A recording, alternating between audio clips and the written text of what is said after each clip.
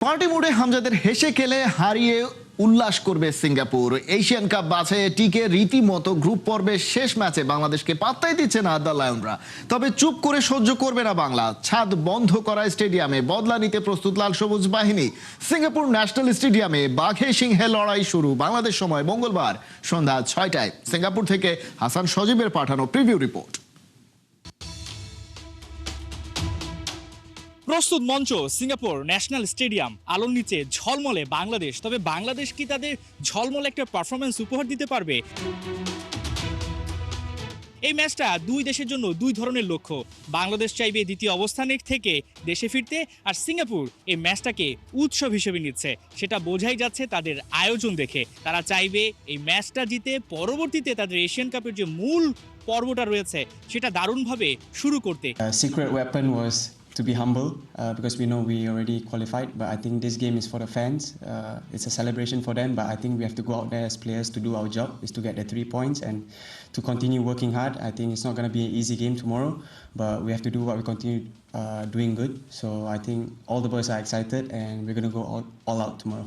বাংলাদেশ এবং সিঙ্গাপুরের FC Asian cup বাছাই পর্বের এই ম্যাচের আগে যে প্রেস কনফারেন্স হয়েছে সেখানে বেশ কিছু বিষয় উঠে এসেছে। হাভিয়ের কাবরেরার ম্যাচ নিয়ে প্রশ্ন উঠেছে এবং বাংলাদেশের এই যে ম্যাডনেস, এই যে দর্শকদের ভালোবাসা, সেটাও কিন্তু সিঙ্গাপুরের লোকজন জেনে গেছে। তারাও কিন্তু প্রেস কনফারেন্সে জিজ্ঞেস করেছে যে বাংলাদেশে কেন দর্শকদের ফুটবলের প্রতি এত এত ভালোবাসা, যেটা সিঙ্গাপুরের প্র্যাকটিস গ্রাউন্ডে দেখা গেছে।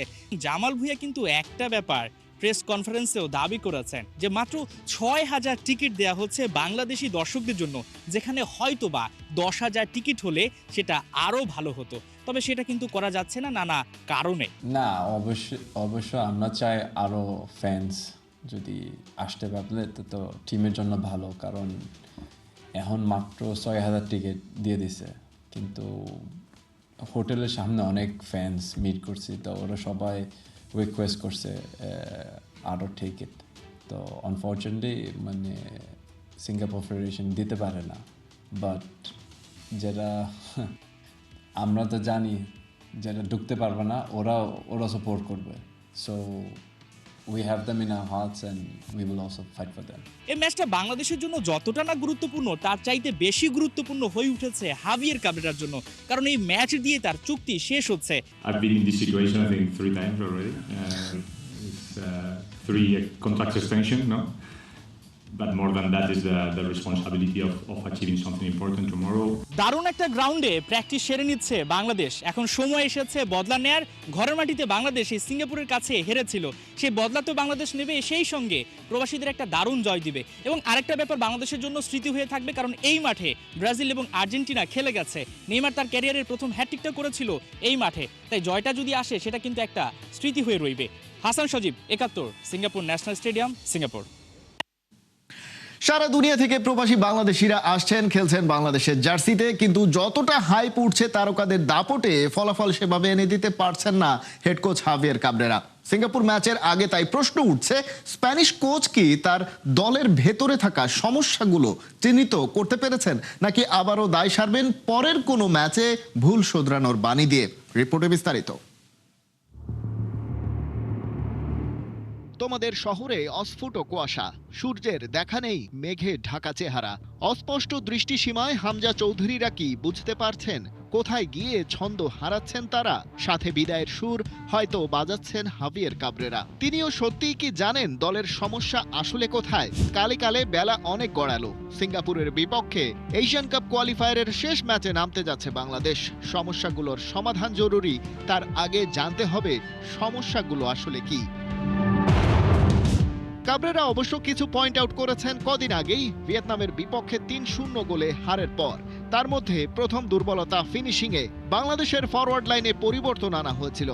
ফাহিম আর রাকিবের সাথে স্ট্রাইকার হিসেবে যোগ হয়েছিলেন আবাহনী লিমিটেডের মিরাজুল ইসলাম, তাতেও স্কোর গড়া যায়নি। কাবরেরা বলছিলেন বাংলাদেশের চেয়ে ফিফার র্যাঙ্কিংয়ে অনেকটা এগিয়ে থাকা ভিয়েতনামের স্ট্রাইকাররা যেভাবে ফিনিশ করেছে আমাদের দল সেভাবে পারেনি। গোলের সুযোগ তৈরি করেও ফাইনাল টেকনিক্যাল অ্যাকশনের জায়গায় ফেইল করেছে red and green forward line. আরেকটা বড় দুর্বলতা চোখে পড়েছে ভিয়েতনামের বিপক্ষে, সেটা অবশ্য নতুন কিছু নয়। হামজা চৌধুরীর মতো জাত ডিফেন্ডার 11-এ থাকার পরও 3 গোলের দুটোই বাংলাদেশ হজম করেছে সেট পিস থেকে। একবার কর্নার থেকে উড়ে আসা বল ঢুকেছে বাংলাদেশের জালে, অন্যবার তো মিডফিল্ড থেকে ফ্রি কিকে হাওয়ায় ভাসানো বলে লাল সবুজরা হজম করেছে গোল। প্রতিপক্ষের সেট পিস ট্যাকেলে একটা দল এত দুর্বল হলে স্কোর লাইন নিয়ে ভুগতে তো হবেই। বাংলাদেশের 3 নম্বর দুর্বলতা, প্রতিপক্ষের পজিশন মার্কিং এড়াতে না পারা আর নিজের গেম সেন্স দিয়ে সময়ের আগেই নিজেদের পজিশনগুলো বুঝতে ব্যর্থ হওয়া। এমনকি প্রতিপক্ষের সেট পিসের সময়ও তাদের প্ল্যান বুঝে উঠতে পারেনি বাংলাদেশের ডিফেন্স লাইন। সিঙ্গাপুর অবশ্য ভিয়েতনামের চেয়ে তুলনামূলক পিছিয়ে থাকা দল। ফিফা র্যাঙ্কিংয়ে তাদের অবস্থান 148, কিন্তু বাংলাদেশের অবস্থান তো আরও পেছনে। ভিয়েতনামের বিপক্ষে সুবিধা করতে না পারার পর ওরা থমকে আছে 181-তে। কিন্তু ওই সফরে গিয়ে যে ভুলগুলো করেছে হামজা বাহিনী, সেগুলো সিঙ্গাপুরের সাথে করলেও পার পাওয়া যাবে না। অথচ বাংলাদেশের স্কোয়াডে রয়েছে এক ঝাঁক প্রবাসী প্রতিভাবান তারকা ফুটবলার, যারা বেড়ে উঠেছেন উন্নত ফুটবল প্লেয়িং নেশনের সিস্টেমে। ডেনমার্কের জামাল ভুইয়া আর ফিনল্যান্ডের তারিক কাজী তো আগে থেকেই ছিলেন, সেই সাথে যোগ হয়েছেন ইংল্যান্ড থেকে আসা হামজা চৌধুরী, কানাডার সমিত সোম আর ইতালির ফাহমিদুল ইসলাম। যুক্তরাষ্ট্রের জায়ান আহমদও তো আছেন। তারকাদের ভিড়ে যদিও অভাব রয়ে গেছে দলের একজন পারফেক্ট নাম্বার 9-এর। কাবরেরার ফরমেশনে কখনো কখনো 3 স্ট্রাইকার দেখা গেলেও তাদের রোল হয়ে থাকে মূলত মিডফিল্ডারের। এবারও হয়তো সেই ডিফেন্সিভ ট্যাকটিক্সে কাউন্টার অ্যাটাক বেসড ফুটবলই খেলবে বাংলাদেশ। তাতে স্ট্রাইকারদের সুযোগটাও আসে কালে ভদ্রে। রাকিব মুরসালিনরা সেই সুযোগ কাজে লাগাতে পারুক, সেই প্রত্যাশা এখন পুরো বাংলাদেশের। খালিদ জামিল, 71। নির্বাচনী ইশতেহারের বাগড়ম্বর নয়, প্রতিশ্রুতি রাখলেন প্রধানমন্ত্রী তারেক রহমান। খেলোয়াড়দের ফোনে পৌঁছে গেল স্যালারি, আনুষ্ঠানিকভাবে পেশা হিসেবে স্বীকৃতি পেল ক্রীড়া। সকালে ক্রীড়া কার্ড ও ভাতা প্রদান কার্যক্রমের উদ্বোধন করেন প্রধানমন্ত্রী। 129 জন ক্রীড়াবিদের হাতে তুলে দেয়া হয় ক্রীড়া কার্ড ও সম্মানী, জানিয়েছেন ক্রীড়াঙ্গন নিয়ে সরকারের পরিকল্পনা। কোহিনুর কণার রিপোর্ট। সবার মোবাইলে চলে গেছে, দ্যাটস ভেরি গুড। হ্যাঁ, গিয়েছে না, যাবে, already got it, well done. Button press করতে শাপলা হল থেকে ভেসে আসলো সাকসেস শব্দটা। প্রধানমন্ত্রী থামস আপ দেখিয়ে বললেন ওয়েল ডান। এই ছবিটাই হয়ে উঠল প্রতিশ্রুতি রক্ষার স্মারক। ক্রীড়া হলে পেশা, পরিবার পাবে ভরসা, ছিল বর্তমান সরকারের নির্বাচনী ইশতেহার। বাগড়ম্বর নয় তো, কতজন কত কথাই তো শুনিয়ে গেছেন। কথা দিয়ে কথা রাখতে পারেন কজন?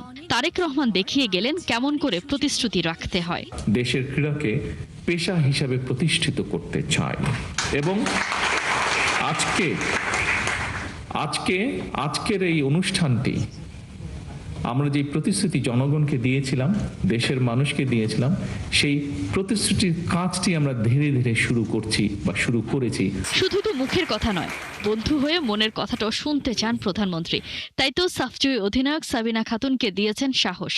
সাবিনার মধ্য দিয়েই তারেক রহমান যেন জেনে নিতে চাইলেন দেশের নারী ফুটবলারদের হালচাল। খালি পোস্ট পেয়ে সাবিনাও দিয়ে দিলেন গোল। বক্তব্য শেষ না করতেই পেয়ে গেছেন জবাবটাও। মন জিততে আর কি লাগে। তুমি স্ক্রিপ্টটা দেখো না, তুমি অনুভূতির কথা বলেছো, তুমি নিজে থেকে বলো। Thank you sir. শিওর। আমাদের স্যার প্রথমবারের মতো আমরা ফুটসাল চ্যাম্পিয়নশিপ খেলতে গিয়েছিলাম এবং আমরা একটা ভালো রেজাল্ট নিয়ে আসছি। সো সেই জায়গা থেকে বাংলাদেশে কোনো ফুটসাল গ্রাউন্ড নাই। সাবরিনা, তোমার যে মাঠের দাবিটা, এটা আমরা প্রক্রিয়াটা অলরেডি শুরু করেছি, মোটামুটি ভাবে শেষ হয়ে এসেছে কাজটা। দেশের বয়সটা 55 বছর, অথচ এই প্রথম কেউ ভাবল ক্রীড়াও হতে পারে প্রফেশন। শুধু তো ভাবলেন না, তা বাস্তবে রূপও দিলেন। 129 ক্রীড়াবিদের হাতে ক্রীড়া কার্ড আর সম্মানী তুলে দিয়েছেন প্রধানমন্ত্রী তারেক রহমান। এপ্রিল থেকে পর্যায়ক্রমে 500 ক্রীড়াবিদকে আনা হবে বেতন কাঠামোর আওতায়। একই সাথে প্রধানমন্ত্রী জানিয়েছেন ক্রীড়া ক্ষেত্র নিয়ে তার পরিকল্পনা। 30 এপ্রিল সিলেট থেকে আমরা শুরু করতে যাচ্ছি নতুন করে স্পোর্টস। 7টা খেলা আমরা ডিসাইড করেছি। এই 7টা খেলায় কারা পারদর্শী, ধীরে ধীরে সেই প্রতিভাবানদেরকে আমরা বের করে নিয়ে আসবো। নিজের বিশ্বাসের কথাটা যেমন জানিয়েছেন, তেমনি বর্তমান খেলোয়াড়দেরকে একটা অনুরোধও করে গেছেন প্রধানমন্ত্রী।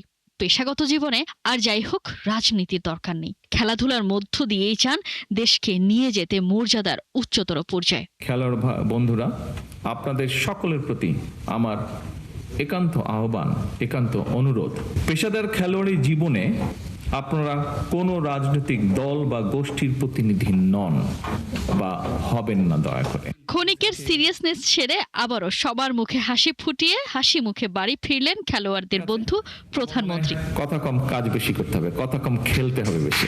কোহিনুর কণা, একাত্তর।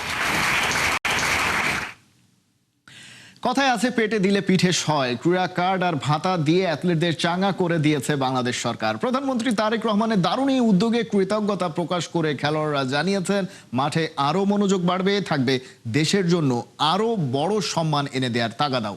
সাইফুল রূপকের রিপোর্ট। হুইল চেয়ারের চাকা ঘুরিয়ে জীবনের অনেকটা পথ পাড়ি দিয়েছেন। একাগ্রতা, চেষ্টা আর পরিশ্রমেই ওরা প্যারা অলিম্পিক থেকে দেশের জন্য সাফল্য বয়ে নিয়ে এসেছেন। তবুও এতদিন খুব একটা সম্মান আর সম্মানই জোটেনি এই পদকজয়ী অ্যাথলিটদের। ওদের বুক ভরা কষ্ট যেন নিমেষেই মুছে দিলেন খেলাপ্রিয় প্রধানমন্ত্রী তারেক রহমান। জীবনের সাথে সংসারের চাকাটাও হয়তো এখন ঘোরাতে খুব একটা কষ্ট হবে না।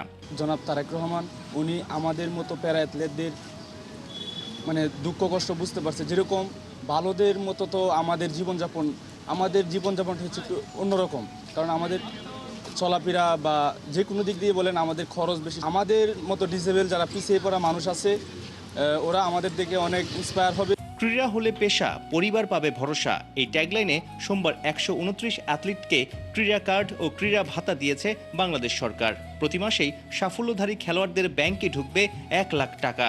অ্যাথলিটদের মন চাঙ্গা থাকা মানেই খেলা থেকে আরো বেশি সাফল্য আসার সম্ভাবনা। কখনো ভাবতে পারি নাই যে মাসে এত মান্থলি একটা বেতন পাবো। ভাতা কার্ড যেটা সরকার থেকে আমাদেরকে করেছে, সেটার কারণে খেলোয়াড়দের খেলার চাহিদাটা অনেক বেড়ে যাবে এবং কম্পিটিশন লেভেলটা আমার মনে হয় আরও বাড়বে। যেখানে ভবিষ্যৎ নাই সেখানে তো কেউ যেতে চায় না, সবাই একটা নির্দিষ্ট ভালো একটা ভবিষ্যতের দিকে আগাইতে চায়। তো সেক্ষেত্রে এই উদ্যোগটা চমৎকার। ব্যাডমিন্টন খেলাটা অনেক খরচের, এটা সবাই জানেন।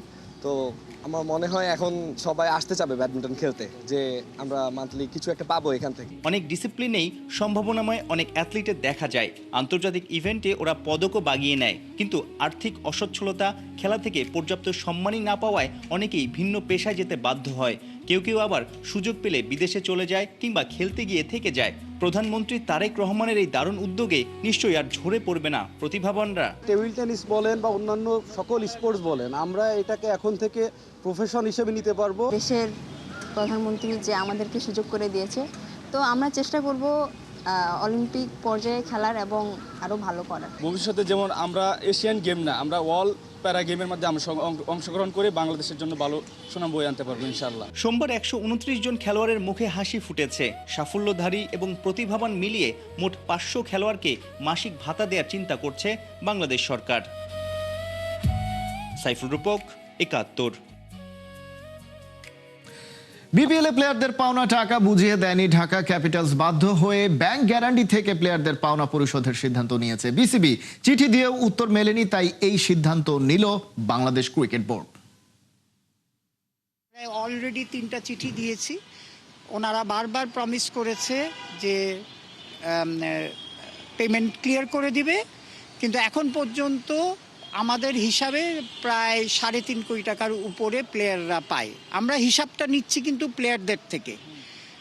এখন আমরা আমাদের কাছে যে 2টা ব্যাংক গ্যারান্টি ছিল সেটা এনক্যাশমেন্টের জন্যে আমরা ব্যাংকে পাঠিয়ে দিয়েছি। ব্যাংকের প্রসিডিওর অনুযায়ী ধরেন 7-8 দিনের মধ্যে ব্যাংক ওদের নিয়ম অনুযায়ী ওই টাকাগুলি আমাদের, এটা আনকন্ডিশনাল ব্যাংক গ্যারান্টি ছিল, তো ওরা আমাদের কাছে টাকাটা দিয়ে দিলে আমরা তখন এই ঢাকাকেও ডাকবো, প্লেয়ারদেরও ডাকবো, তারপরে ফাইনাল যে অ্যামাউন্ট আসবে এগুলি ক্রিকেট বোর্ড থেকে দিয়ে দিব, দিয়ে বাকি টাকা ওদের রিফান্ড করে দিব।